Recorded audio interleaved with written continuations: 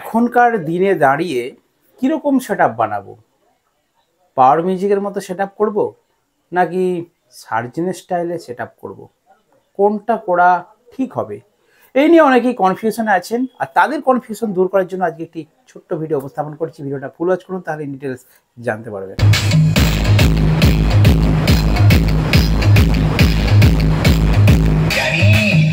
So বন্ধুরা, দেখতেই পেলেন ডিজে সার্জেন।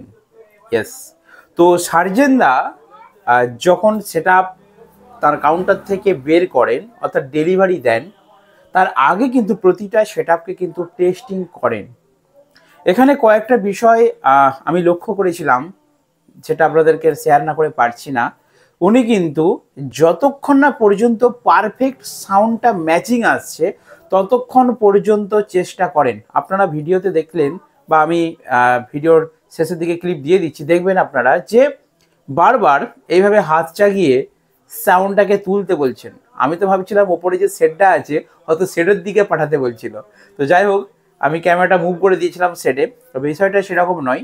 সার্জেনদা কিন্তু যে সেট আপগুলো তাঁর প্রোডাকশন, সার্জেন প্রোডাকশন যে হাউস রয়েছে সেখান থেকে যখন ডেলিভারি দেন, প্রত্যেকটাকে কিন্তু টেস্টিং করেন। এবং টেস্টিংয়ে উনি কিন্তু, আমি বেশিরভাগ ভিডিওতেই দেখেছি যে এডি 7000 অডিওটোনের এই অ্যাম্পলিফায়ারটা ইউজ করেন, আর MT1601 এই অ্যাম্পলিফায়ারটা বেশিরভাগ ইউজ করেন, আর সাথে কিন্তু স্ট্রেঞ্জার আউজা। তো কয়েকটা বিষয় আমার যে সমস্ত বন্ধুরা সাউন্ড লাইনে আছেন তাদের জন্য বলছি। র্যাক বা টুইটার বাজানোর জন্য বা লাইনারে বাজানোর জন্য বা প্রেসার মিড বাজানোর জন্য, তো প্রেসার মিডের জন্য তো উনি বেটা 3 অ্যাম্পলিফায়ার ইউজ করেন, যেটার রিভিউ আজকে আমি শেয়ার করেছি। বাট টুইটারের জন্য মেনলি, অর্থাৎ আপনারা যারা এই যে আমার পেছনে র্যাক দেখতে পাচ্ছেন, এই র্যাকের ইউনিট বা টুইটার বাজাতে চাইছেন, তো আপনাদের জন্য আমি একটা মেশিন রেকমেন্ড করব, যেটা আমি প্রত্যেকটা ভিডিওতে সার্জেনদার গোডাউনে যে সমস্ত সেট আপগুলো ডেলিভারি হয় আমি দেখেছি, প্রত্যেকটা ভিডিওতে একটাই অ্যাম্পলিফায়ার উনি ইউজ করেন, সেটা হচ্ছে কি আউজা অ্যাম্পলিফায়ার, এবং বেশিরভাগ 90% আউজা 500। তো আউজা 1000-এর দামটা একটু বেশি, কিন্তু আউজা 500-র দামটা মোটামুটি সাধ্যের মধ্যে। তো আপনারা যারা সেট আপ রেডি করছেন, আমি ছোটো ছোটো সেট আপের কথাই বলছি, যারা 2 বেস 2 মিড 2 বেস 3 মিড এই ধরনের ছোটো ছোটো সেট আপ রেডি করছেন, তাদেরকে বলছি আপনারা কিন্তু টুইটার বাজানোর জন্য আউজার অ্যাম্পলিফায়ার কিনুন। আর আপনারা বলবেন যে তাহলে স্ট্রেঞ্জার দিয়েও বাজবে। এখন আউজার স্ট্রেঞ্জারের মধ্যে সাউন্ডের তফাৎ কি? যদি আপনারা ছোট ছোট 12 ইঞ্চি 15 ইঞ্চি স্পিকার বাজাতে চান, তাহলে আপনারা স্ট্রেঞ্জার অ্যাম্পলিফায়ার কিনুন। আর যদি আপনারা ইউনিট বা টুইটার বাজাতে চান, তাহলে আউজা অ্যাম্পলিফায়ার কিনুন। আশা করি বুঝতে পেরেছেন। আর স্ট্রেঞ্জার দিয়েও কিন্তু ইউনিট বা টুইটার বাজে, বাট স্ট্রেঞ্জারের আওয়াজটা কিন্তু ঝাঁঝালো না, একটু মিষ্টি গোছের আওয়াজ। আর আউজার আওয়াজটা কিন্তু ঝাঁঝালো, যার জন্য টুইটার বলুন ইউনিট বলুন খুব বেটার বাজছে। ঠিক আছে, তো আউজা অ্যাম্পলিফায়ারটা আপনারা কিনুন। তো সার্জেনদা প্রত্যেকটা সেট আপ, এই ভিডিও ক্লিপটা হচ্ছে আমাদের ঘাটালের এসপি মিউজিকের। অনেক বন্ধু আমাকে বলেছেন যে দাদা তোমার এসপি মিউজিকের ভাড়া কোথায় গো? দেখুন, রিসেন্ট আমি প্রসঙ্গক্রমে বললি একটা কথা, পূর্ব মেদিনীপুরের কয়েকটি বড় বড় সেট আপ কিন্তু বিক্রি হতে চলেছে। আপনারা ভিডিওগুলো আশা করি দেখছেন, আমি নাম বলছি না, আপনারা দেখে নিয়েছেন ভিডিওগুলো, বড় বড় সেট আপ বিক্রি হচ্ছে। তো এসপি মিউজিকের আগে কি ছিল? এসপি মিউজিকের আগে পপ বেস ছিল, তারপরে ঢোল বেস ছিল, ঠিক আছে, পরপর আপগ্রেড করেছে। এখন সার্জেন সেট আপ আপগ্রেডেড, অর্থাৎ সার্জেনের 2 এর বেস। দেখুন, এই যে এসপি মিউজিকের সেট আপটা আমি সবসময় ভিডিও করতে পারি না, যখন মেন কাছাকাছি হয় কোথাও তখন ভিডিও করতে যাই। তো এই যে সার্জেনের কাছ থেকে সেট আপটা করেছে, আপনাদেরকে সার্জেনের কাছ থেকে সেট আপ করতে হবে তেমন কোনো মানে নেই। আপনারা এই ধরনের সেট আপ করুন। এই ধরনের সেট আপ করলে মাল্টিপারপাসে ইউজ করতে পারবেন। ছোট হলেও, সামান্য হলেও, কথাটা অপ্রিয় হলেও সত্যি। 4/4 সেট আপ করবো, যারা করেছেন তারা ভুগছেন। ঠিক আছে, কেন ভুগছেন সেটা আপনারা জানেন। তো যারা করতে চাইছেন তাদের যদি মনে ইচ্ছা থাকে যে হ্যাঁ 4/4ই করবো, আপনারা করতে পারেন। এবারে বাজেটের ব্যাপার থাকে, যাদের বাজেট বেশি তারা 4x4 করুন, কারণ 4x4 ভাড়াটাও দাদা বেশি পাওয়া যায়।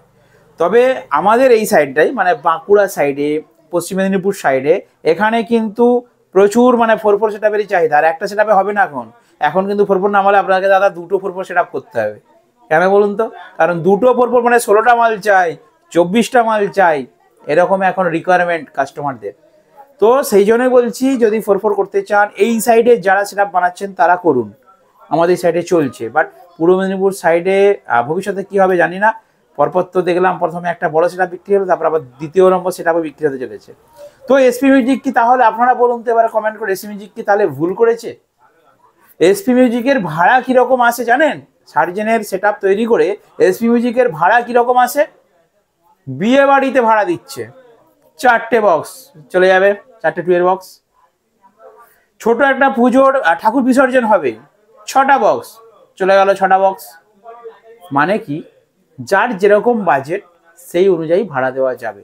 অ্যাকচুয়ালি আমার ঘাটাল থানায় বাড়ি, আমাদের ঘাটালে এখানেও প্রশাসনের প্রচণ্ড চাপ, বড় সেটআপ মোটে বাড়িতে দিচ্ছে না, প্লাস হামিংটা চলবে না, মেনলি হামিং।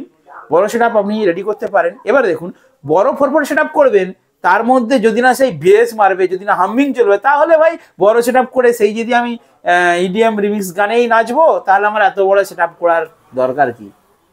বিষয়টা ভালো করে ভাবুন আপনারা, কি প্রয়োজন আর কি তৈরি হচ্ছেন, মানে কি যোগান দিচ্ছেন। প্রয়োজন অনুযায়ী যোগান হচ্ছে না। প্রয়োজন হামিং বেস, যোগান দিক থেকে যাচ্ছেন আপনারা 4x4 সেটআপ, কিন্তু সেখানে অবজেকশন। তো আপনারা 4x4 সেটআপ যোগান দিলেন, বাট প্রয়োজন হচ্ছে ইডিএম সং, সেটা বাজাতে গেলে ম্যাচ হচ্ছে না। কারণ 4x4 ওই স্ট্রাকচার, ওই সাউন্ড সিস্টেমের মধ্যে এই ইডিএম রিমিক্সের গানটা অত ভালো বাজবে না। তার জন্য সার্জেন সেটআপ দরকার, সার্জেন স্টাইলের সেটআপ দরকার।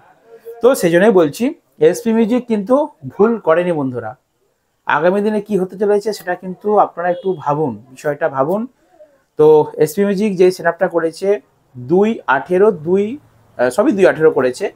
তো যদি আপনারা 2.18 করেন, 2.15 করেন, সেই সেটআপগুলোর কিন্তু একটা ভালো ফিউচার আছে। আর একটা কথা বলবো, আপনারা বেশিরভাগ যারা সেটআপ করতে চাইছেন তাদের জন্য আমি কথাগুলো বলছি আজকে, আপনারা একটু কোয়ালিটিফুল সাউন্ডের দিকে যান, মানে সাউন্ডের মধ্যে কোয়ালিটি আনার চেষ্টা করুন। প্রেসার, হামিং এইগুলো থেকে যত সরে আসতে পারবেন ততই আমার মনে হয় ভালো। ঠিক আছে? তো আমিও চিন্তা ভাবনা করেছিলাম যে 4x4 করবো পপ, কিন্তু যা দেখছি শুনছি একটু ব্যাকে আসছি। ঠিক আছে? এসে মোটামুটি কোয়ালিটিফুল একটা সেটআপ আমি বানানোর ইচ্ছা আছে, অবশ্যই আপডেট আপনাদেরকে দেবো, আমার কিছু টাইম লাগবে। তো বন্ধুরা, সার্জেনদার নিয়ে আজকে কথা বলছিলাম, যে উনি কিন্তু টেস্টিং করে রেডি করে তারপরে সেটআপ ডেলিভারি দেন। তো আপনারা যদি সার্জেন স্টাইলে বক্স তৈরি করেন, আমার মনে হয় উভয় কাজে সব রকম ভাড়াতে আপনারা ব্যবহার করতে পারবেন। আর যদি বলে যে সার্জেন সেটআপ বসে চলবে না, কেন চলবে না? কত বড় বড় ভাড়ায় গেছে সেটা আপনারা জানেন। 2 বক্স নিয়ে কত বড় বড় ভাড়া কেটে এসছে, হরিদ্বারে পর্যন্ত ভাড়া কেটে এসছে। অতএব ভাড়া নিয়ে টেনশন নেই। আপনার সেটআপ যদি পারফেক্ট হয়, আপনার সেটআপ যদি কোয়ালিটিফুল হয়, আপনার সেটআপের মধ্যে যদি কোয়ালিটি থাকে, আপনার সাউন্ডের মধ্যে যদি সৌন্দর্য থাকে, যেটা শুনলে মানুষ খুশি হবে, মানুষ আনন্দ পাবে, তাহলে আপনার সেটআপ নিশ্চয়ই বন্ধুরা ভাড়া করবে, এই নিয়ে চিন্তা নেই। ঠিক আছে? অতএব সুন্দর একটি সেটআপ তৈরি করার চেষ্টা করুন। তো সেটা 4x4 হোক, 4x4 করতে পারেন, 4x4 হোক, 2.3 হোক, 2.2 হোক। আর যারা একদম স্টার্টিং পয়েন্টে ব্যবসা শুরু করতে চাইছেন তাদের জন্য একটা কথা বলি, আপনারা ছোট থেকে শুরু করুন, হঠাৎ করে বড় সেটআপ করতে যাবেন না। বড় সেটআপ এখন মার্কেটে প্রচুর আছে, কম্পিটিশন মার্কেট আছে। করলে খুব ভালো করে করুন, আর না হলে মাঝে মাঝে জায়গায় থাকলে দাদা আগেও বাড়তে পারবেন না আর পিছিয়েও আসতে পারবেন না। ঠিক আছে? মাঝখানে থেকে ফেঁসে যাবেন দুদিকের চাপে। তাই বলছি, করলে ভালো করে করুন, আর না যদি ভালো করে করতে পারেন, মিডিয়াম করার চিন্তা ভাবনা থাকেন, তাহলে ছোটোর মধ্যে কিন্তু কোয়ালিটিফুল সেটআপ তৈরি করুন। তো চলুন, আজকে যেটুকু ইনফরমেশন পেলাম, মানে আমি যেটুকু জানি, যেটুকু শিখছি, জানছি, সেটা আপনাদের সঙ্গে জাস্ট আজকে একটু গল্প ছিল শেয়ার করলাম। তো ভিডিও এখানে শেষ করলাম, দেখা হবে নেক্সট ভিডিওতে। বন্ধুরা ভালো থাকবেন, সুস্থ থাকবেন।